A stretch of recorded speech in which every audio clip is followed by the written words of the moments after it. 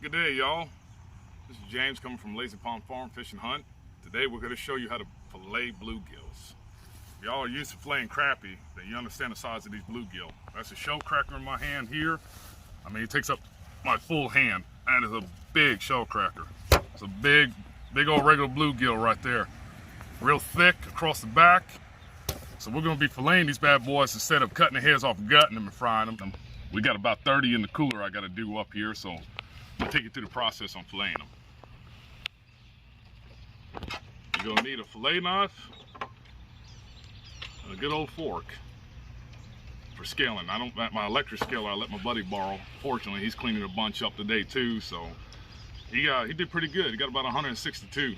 So I only did 30. I ain't had time to really play around. So we'll be using a fork. About dropped it there, a little bit slick on this table. So you're gonna take your bluegill however you want. You don't want to grab him by his tail and try to scale him because you're going with his scales. So for folks don't understand that, you want to grab his head right behind his horns or his collar. You see that big old dot on his gill, right on his plate. Right below it, you squeeze in on it when you hold him. It'll suck in a little bit. You get a better grip on him, as you see there. Pushes his chin forward. So when you get a hold of him like that there, you take that fork. You can come straight or you can come on an angle, a brushing angle. And the brushing angle keeps some scales from really flicking hard. You come straight. You see how you come straight? They crease up in front. Either way you like to go. When you actually, here's a tip though. If you're scaling these in the house so you don't get scales everywhere and your wife doesn't hate you, take that fish, fill your sink up, put that fish underneath the water, and then take that fork. So this way, the scales, when they go to flaking, they're flaking up underneath the water. And then when you drain it, you got all the scales in the bottom. You can scoop it right on out. This way you don't have them flying all over the kitchen. But we're outside, so not too worried about them flying around too much. And we're already done with that side right there. That quick. Real simple. You get them right nice and good there. See how they just come right on off there? Just swept it. Keep on sweeping. We're going to go right on down to the anal fin in the belly there. Come right on up to his breast. Make sure we get around the collar, right there up on his hump of his head, because it's got good meat right there. A lot of people cut it right here. We're going to come right on up into the hump of his head. I don't want to lose that good sweet meat. We're going to finish his tail up, scraping that. So if you turn him up, you hit him one time on the bottom part of his tail, turn him straight up, hit him on the top side of his tail, get them in between scales. They flick right off.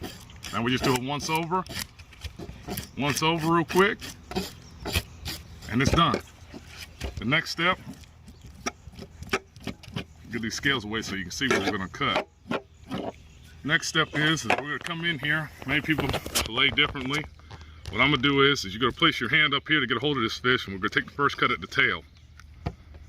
After I take that first cut at the tail, I'm gonna swoop down towards his anal fin. Just took a swipe right there at his anal fin. Just open him right up like that. Now I'm gonna spin him. This is gonna be hard to see on the camera probably.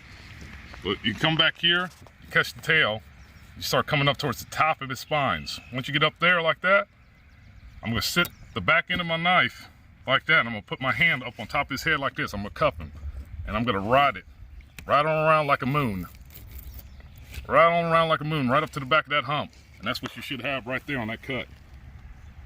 Now we're gonna come behind the gill plate on that dot and his front fin, front pectoral fin here. We'll pull it back and we're gonna cut on an angle, kind of like a moon shape towards the top of his head. Right up there in that sweet meat, right there like that. Come right on down. We're gonna open him up. We'll come back now, right up in the heart shape of his head here. I'm gonna fish around till I come to his pin bones coming off the side of his ribs. We're gonna pop through him, just like that there. Now I'm gonna come back over, catch that front pin, lift it on away from him. We're gonna follow these ribs right on down. At that point, you take that fillet like that there, on top of the ribs, your neck sits, flip it back over, come down, finish out. And there is a fillet from a bluegill. Now I'll show you the other side too.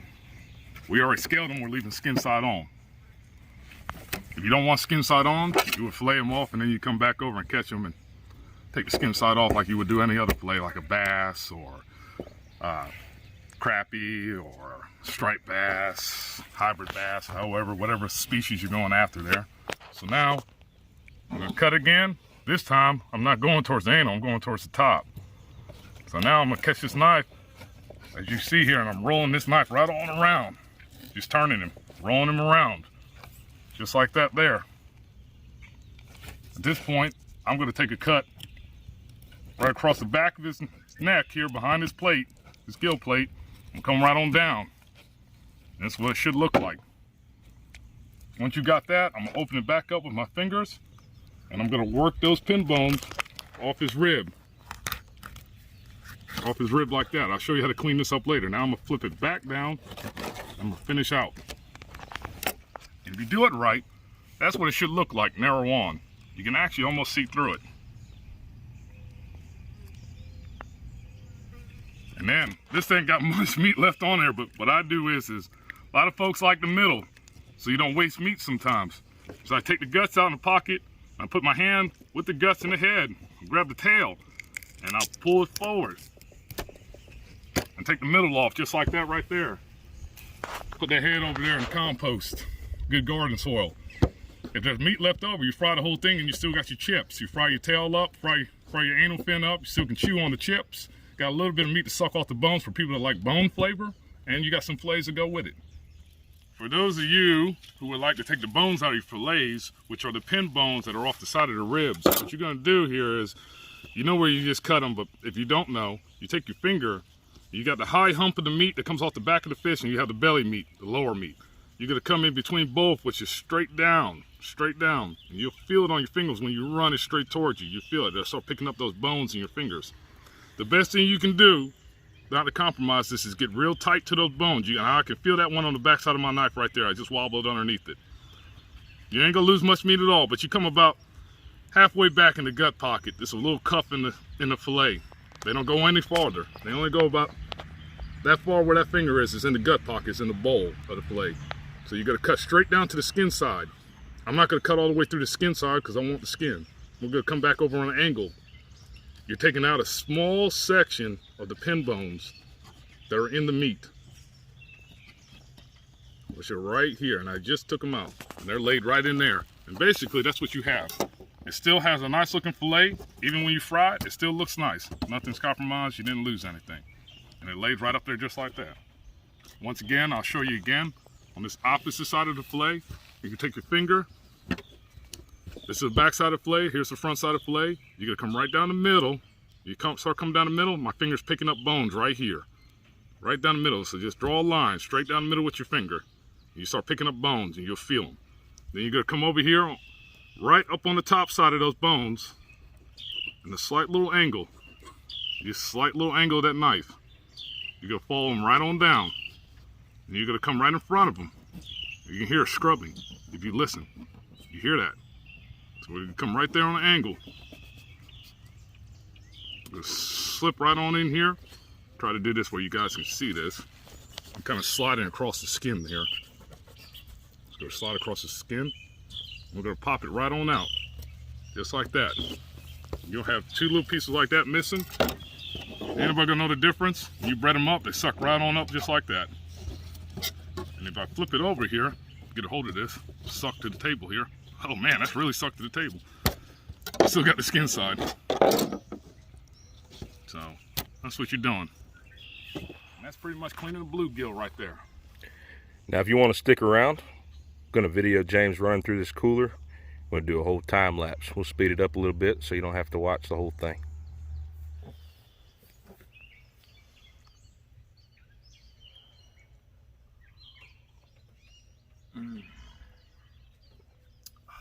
Breakfast of champions right there, boy. Coca-Cola. Woo! All right.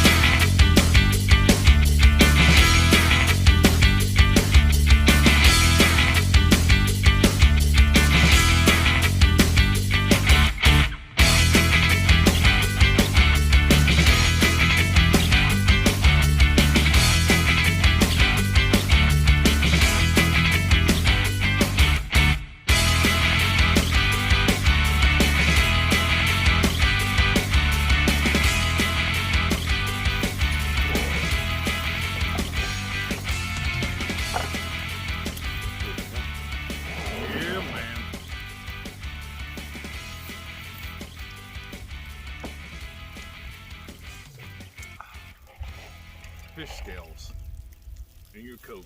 Tastes good. Like I said, breakfast champions. Oh, I got about 3 floating in there.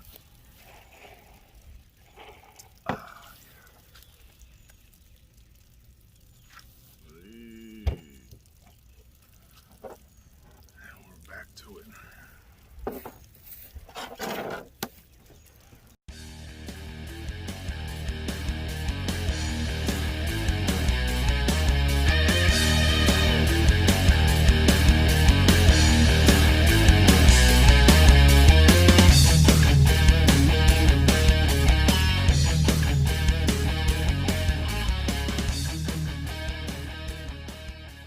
Look at the size of that book. That's called booking a broom. Look at that thing, man. The thing is hand-sized book.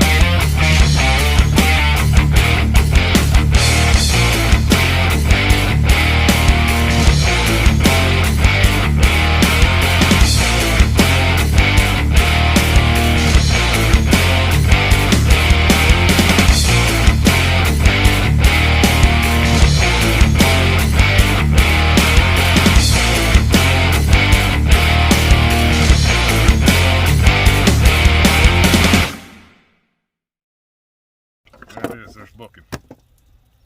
This way when it fries just like that. There's booking.